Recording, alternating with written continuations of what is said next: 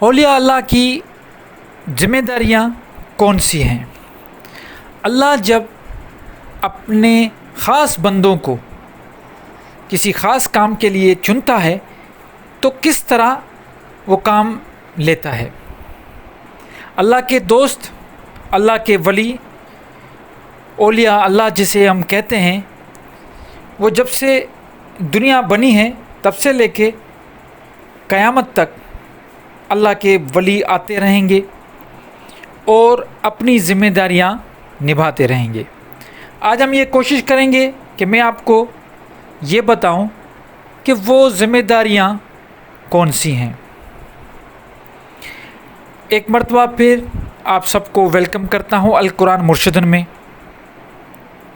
اور جو بھی مجھے پہلی مرتبہ سن رہے ہیں ان کو یہ بتاتا ہوا چلوں کہ یہ چینل اور یہاں پہ جو میرے ساتھ خاص لوگ جڑے ہوئے ہیں ان خاص لوگوں میں آپ بھی شامل ہو سکتے ہیں اگر آپ چینل کو سبسکرائب کر کے اور مسلسل میرے ساتھ جڑے رہیں گے تو۔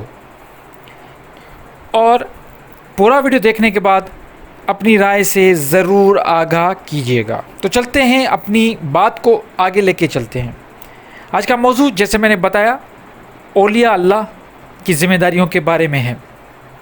دیکھیے، جب سے دنیا بنی ہے، جب سے آدم اس دنیا میں آیا ہے، اللہ تعالیٰ نے آدم سے فرمایا کہ جاؤ، جنت سے جب وہ نکلا تو بولا کہ جاؤ اس دنیا میں اور کسی مقرر وقت تک یہ تمہارے پاس دنیا ہے، اور میری طرف سے جب بھی ہدایت آئے تو اس کو فالو کرنا۔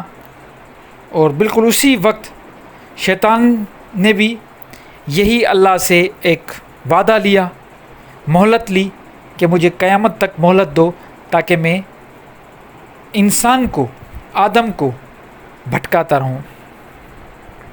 تو اللہ تعالیٰ نے انسانوں کو مختلف طریقوں سے ہدایت دی، تو ان میں سب سے جو بہترین طریقہ تھا وہ تو نبیوں کا تھا۔ رسالت اور نبوت دے کر اللہ تعالیٰ نے ہدایت دی، جس میں حضرت آدم سے لے کے آخری نبی حضور صلی اللہ علیہ وسلم تک یہ سلسلہ چلتا رہا، جس میں کتاب بھی نازل ہوئی، مختلف قوموں میں، مختلف جگہوں پہ اللہ تعالیٰ نے اپنے چنے ہوئے نبی بھیجے، ہر قوم میں مختلف نبی بھیجیں تاکہ اللہ کا جو بھی اللہ کا پیغام تھا وہ ان تک پہنچائے۔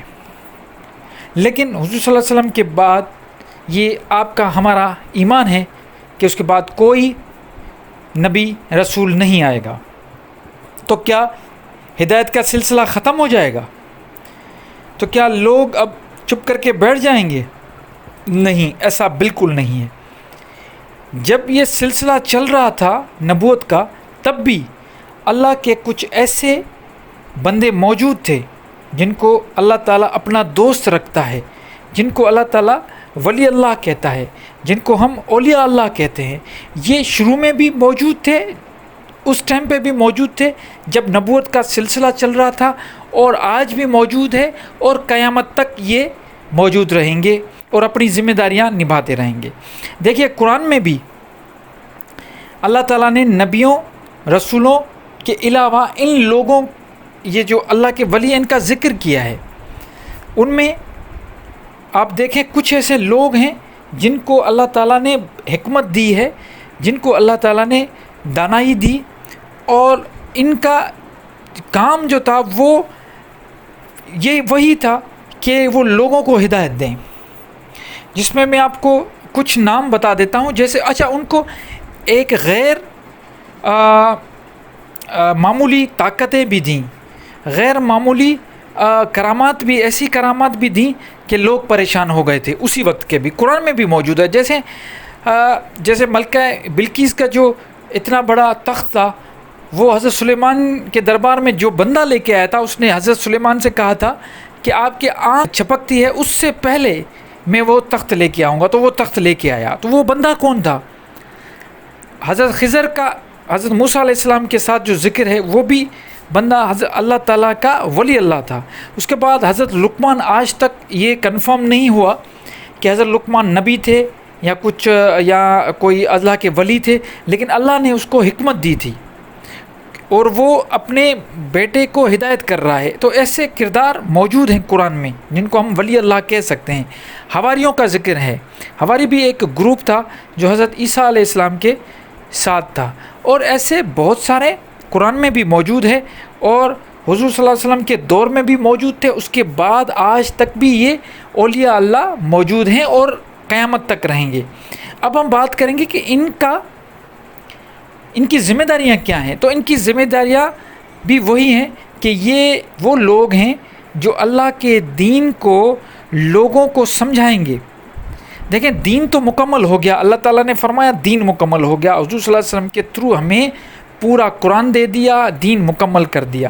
لیکن ہمیں ہر دور میں استاد بھی چاہیے، مرشد بھی چاہیے، بتانے والا بھی چاہیے، سکھانے والا چاہیے.